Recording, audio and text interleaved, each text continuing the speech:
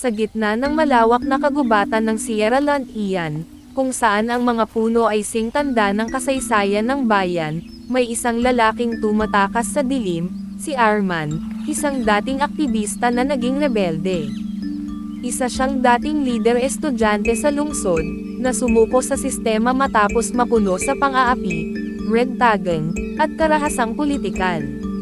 Sumumpa siyang hindi na babalik sa lungsod. Ang kagubatan ang kanyang naging kanlungan, pero hindi rin ito ligtas sa panganib.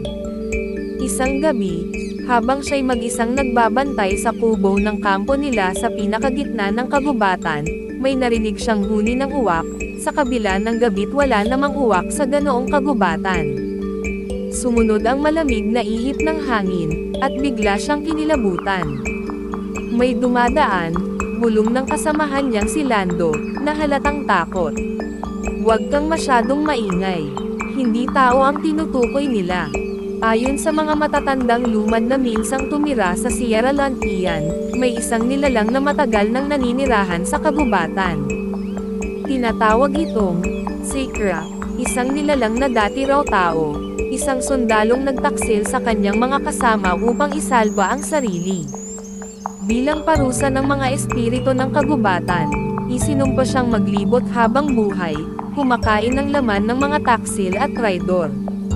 Ayon sa alamat, kumikislap ang mga mata ni Sikre sa dilim, at dinadala niya sa kadiliman ang sinumang makasalubong niya sa gabi, lalo na ang mga nagtaksil, sa prinsipyo, sa bayan, o sa sarili. Si Arman ay hindi naniniwala sa mga kwento. Hanggang sa nakita niya ito. 2:00 ng madaling araw. Tahimik ang paligid. Si Arman ay nagbabantay, hawak ang lumang baril na malapit ng kalawangin. Tila ba may malamig na hanging dumikit sa kanyang batok. "Arman." Napalingon siya. Walang tao. "Arman."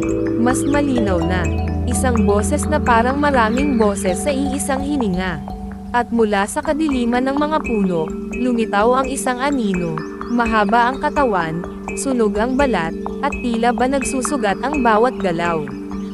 Ang mga mata nito'y pula, at ang mukha'y hindi lubos na maaninag, parang pinaghalo ang sangkatauhan at pagkasira. "Taksil sa sariling prinsipyo," bulong nito. Sumigaw si Arman.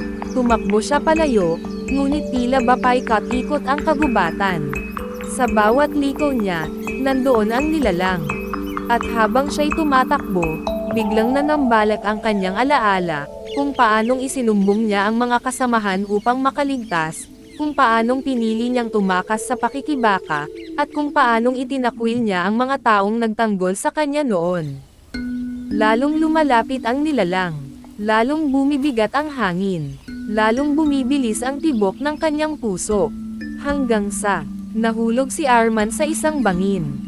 Ngunit imbes na kamatayan, isang kababalaghan ang sumalubong sa kanya. Nagising siya sa isang malawak na punong kahoy, sa gitna ng apoy na kulay berde. Doon niya nakita ang mga anino ng kanyang mga dating kasama, nakatanaw sa kanya, tahimik. "Hindi pa huli ang lahat," bulong ng isa.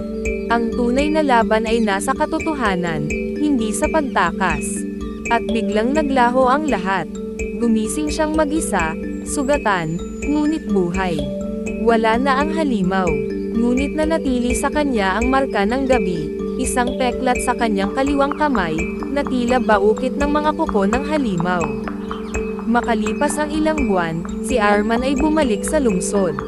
Hindi na siya rebelde, ngunit hindi na rin siya dating Arman. Nagsimula siyang magsalita muli sa mga unibersidad. Hindi upang mangudyok ng revolusyon, kundi upang ipaalala ang kahalagahan ng paninindigan. Itinuro niya ang mga kasinungalingan, ang kasaysayan, at ang mga nawawalang boses. Sa bawat pagtayo niya sa entablado, dama niya ang malamig na simoy ng kagubatan. At sa bawat gabi bago siya matulog, minsan ay naririnig pa rin niya ang bulong. "Tandaan mo, Arman, ang kagubatan ay may alaala.